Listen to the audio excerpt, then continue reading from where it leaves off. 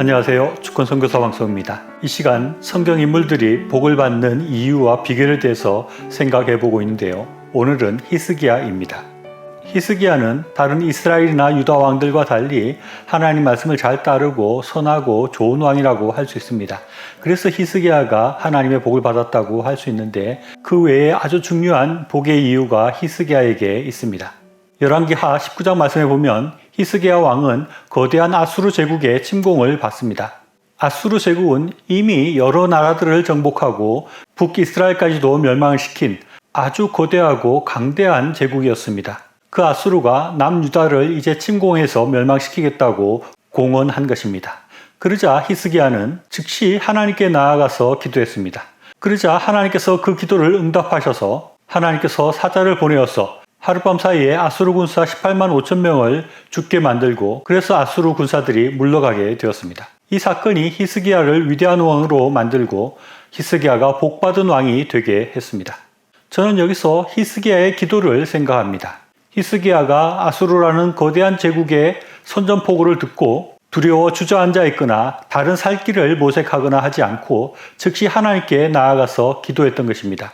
가끔 축구 경기를 보면서 기도하는 사람이 있습니다. 저는 그런 기도를 하는 것을 찬성하진 않지만 그런 기도를 하는 사람들이 있습니다.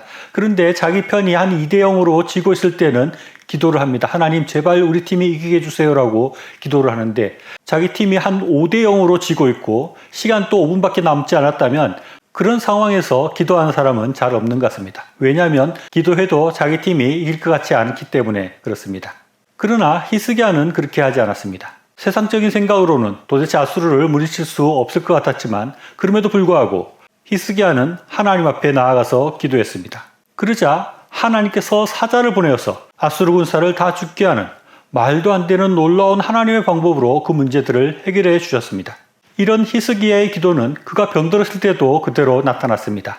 히스기야가 죽을 병에 걸렸고 선지자 이사야가 와서 죽음을 준비하라고까지 말을 했습니다. 그러면 보통 사람들 같으면 이제 내가 진짜 죽는구나 절망하고 낙담할 텐데 히스기야는 그렇게 하지 않았습니다. 히스기야는 그때도 포기하지 않고 하나님 앞에 나아가서 기도했습니다. 그러자 그의 병이 낫게 되었고 또 병이 나았다는 증거로 해가 뒤로 10도 물러가는 그런 도대체 있을 수 없을 것 같은 그런 기도의 응답도 받았던 것입니다. 저는 히스기야가 복을 받은 비결이 이렇게 과감하고 용기 있게 하나님 앞에 나와서 기도하는 것이라고 생각합니다. 우리가 어떤 문제를 놓고 기도할 때 혹시 될 만한 일들만 기도하고 있지는 않습니까? 내 생각에 도대체 될 것 같지 않은 그런 일들에 대해서는 감히 기도할 엄두도 내지 못하고 주저앉아 있는 것이 혹시 우리의 모습은 아닙니까? 예수님께서는 할 수 있거든이 무슨 말이냐? 믿는 자에게는 능치 못하는 일이 없느니라 라고 말씀하고 있고 구하라 그리하면 너희에게 주실 것이요 찾으라 찾을 것이요 문을 두드리라 그리하면 열릴 것이다 라고 말씀하십니다.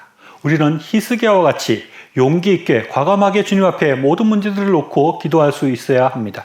그럴 때 우리에게도 놀라운 일들이 일어나게 되고 도저히 불가능할 것 같은 일들도 하나님의 은혜로 하나님의 방법으로 그 기도의 소원들이 응답되는 것들을 우리가 경험할 수 있게 될 것입니다.